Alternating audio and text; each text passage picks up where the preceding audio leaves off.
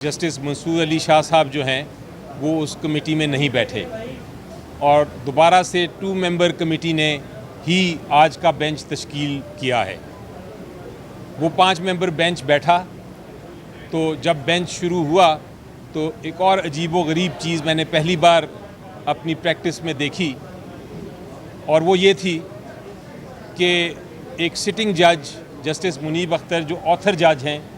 जिन्होंने जजमेंट लिखी थी, जिस जजमेंट का रिव्यू हो रहा था वो मौजूद थे सुप्रीम कोर्ट में। वो उन्होंने बेंच में हेयरिंग भी की लेकिन वो इस बेंच का हिस्सा नहीं थे, यानी कि ऑथर जज के बग़ैर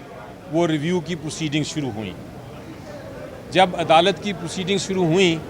तो मैंने उठ के एक रिक्वेस्ट की, क्योंकि मेरी नज़र में ये जो बेंच है जब तक कि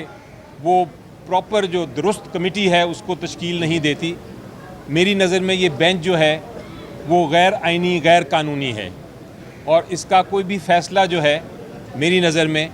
ये मेरा नुक्ता है, वो कोई भी फ़ैसला जो है वो ये नहीं कर सकती इस रिव्यू के बारे में ये वाला बेंच, जब तक कि जस्टिस मंसूर अली शाह साहब जो हैं,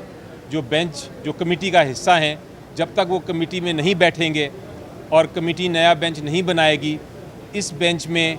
वो ताकत नहीं, वो कानूनी ताकत नहीं कि वो किसी किस्म का फ़ैसला दे सकें। ये ऑब्जेक्शन मैंने लेनी चाहिए थी आज सुबह, लेकिन अदालत ने कहा कि पहले हम सुन लेंगे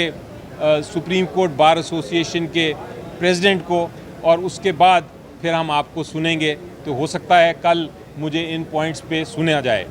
इसके अलावा भी हमारे बहुत पीटीआई के और इमरान खान साहब के बहुत मेजर और सीरियस किस्म के ऑब्जेक्शंस और शिकायत हैं और एतराज़ात हैं कानूनी, क्योंकि आप देख रहे हैं कि एक बेंच जो है जो रिव्यू सुन रहा है वो ऑथर जज के बग़ैर सुन नहीं सकता। ये जस्टिस मुनीब अख्तर साहब ने ख़त में भी लिखा है और वो आज भी इसीलिए शायद ना बैठे हों इस बेंच में। तो ये सारे मामलात हैं जिसे मैं कहता हूँ कि हमारे मुल्क में आइनी क्राइसिस तो है लेकिन अब एक जुडिशल क्राइसिस भी पैदा हो गया है और ये ऐसा सीरियस जुडिशल क्राइसिस है कि ये पूरे मुल्क को, पूरी जमहूरियत को, पूरे आइन को और इस खूबसूरत इंस्टीट्यूशन जिसके सामने हम खड़े हैं उसको भी हिला सकता है और गिरा सकता है। तो मेरा ख्याल है कि कल आप सुने बहस, इंशाल्लाह उम्मीद यही है कि जज साहिबान उस बहस के बाद इस बेंच को ख़त्म कर देंगे और जो आइन और कानून के मुताबिक है, जिस तरह सुप्रीम कोर्ट को चलना चाहिए उसके मुताबिक फिर फर्दर प्रोसीडिंग्स होंगी इस केस में। एक आखिरी बात मैं ये करना चाहूँगा कि मुझे एक और बहुत बड़ी परेशानी हुई ज़ाती तौर पे, और वो परेशानी ये है कि सुप्रीम कोर्ट बार एसोसिएशन यानी जो वकला का सबसे बड़ा एसोसिएशन है,